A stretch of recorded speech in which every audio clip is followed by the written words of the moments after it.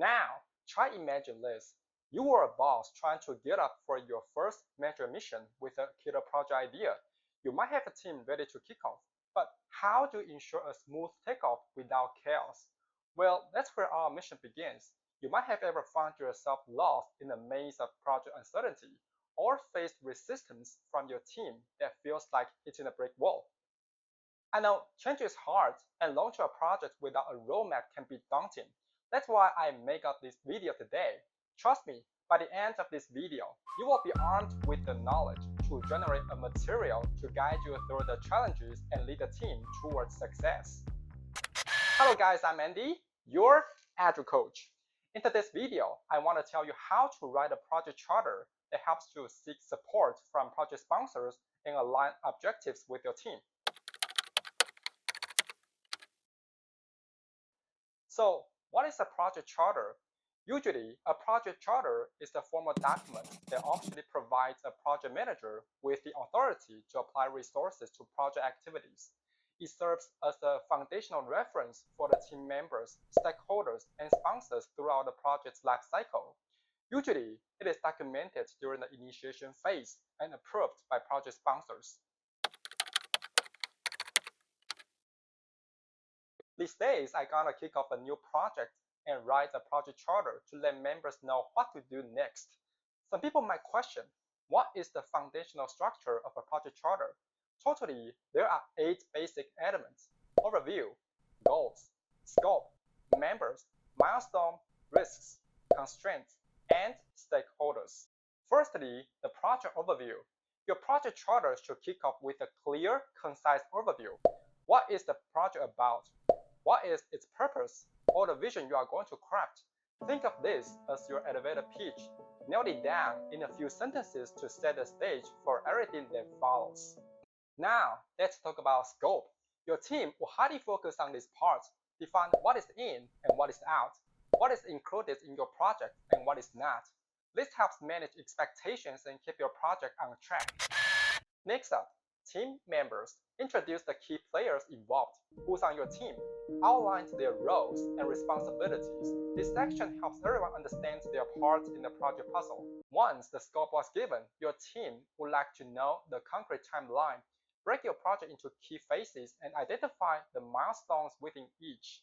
These are your markers for progress. When you hit them, you're one step closer to the finish line.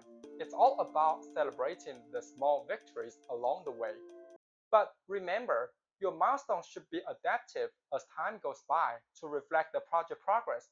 Never stick to the original timeline. Stick to your goals. Now, let's talk about risks. No project is without risks. Identify potential roadblocks and outline strategies to navigate around them. Being proactive in risk management is like having a safety net for your project. Moreover, addressing constraints is crucial. Whether it's a budget limitation, time constraint, or resource availability, try and make it clear. Acknowledging constraints upfront helps in realistic planning and resource allocation. Last, but definitely not least, stakeholders. Identify and involve all the parties with an interest in your project. Who are they? What influence do they have? Keep them in the loop to ensure their needs and expectations are considered. And there you have it, the essential elements your project charter needs. If you found this breakdown helpful, don't forget to hit the like button and subscribe for more project management tips.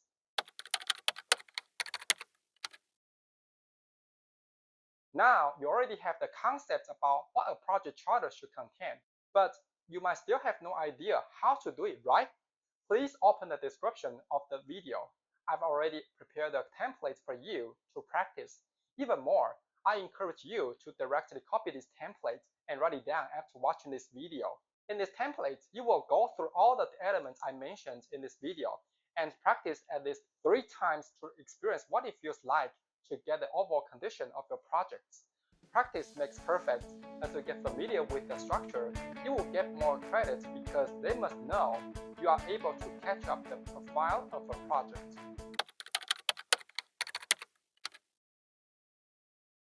In my opinion, anyone involved in the project should read it, especially members who really works on it. They care about overview, goals, scope, and Milestone to build their expectations upfront. That will help them understand why they are struggling, what they should do, and how to do to achieve the ultimate vision. Of course, I strongly suggest you arrange a meeting to present the project charter with your team members and collect their feedback to further refine the document.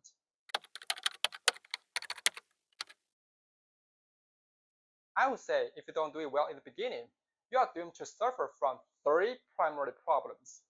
First, unclear project direction. It's a big mistake that your members have no idea where to go in the project kickoff meeting. Many project managers may be struggling with defining what to do in a project, but the project vision and goals are the first item you need to explain. Providing your team with sufficient scenarios and addressing pain points you are going to resolve will get them aligned with your directions. Besides that, project leaders often face resistance from team members, especially when they don't understand the reason why they should be involved. And the project charter helps them get a whole picture of a project with why, what, and how. Building consensus and fostering collaboration can be challenging, especially if there is a lack of a well-defined project charter that communicates the project's purpose, roles, and expectations. Lastly, if you never write down the project charter, it's likely that stakeholders cannot align with your goals, and they have no reason to support your ideas, not to mention provide financial resources. This can result in dissatisfaction, resistance, or lack of support from important project influencers. As you write down a project charter, you are establishing a clear roadmap for your project. This document outlines your project's objectives, scope, and stakeholders, ensuring that everyone is on the same page. It's like having a compass that guides your team in the right direction and prevents any unnecessary detours or misunderstandings. Another significant advantage is improved stakeholder engagement. The project charter identifies and involves key stakeholders from the beginning. This inclusion fosters collaboration, encourages open communication, and ensures that everyone's expectations are considered. By doing so, stakeholders are more likely to provide valuable insights, support, and resources to ensure the overall success of the project. Finally, a well-documented project charter becomes a valuable tool for decision making.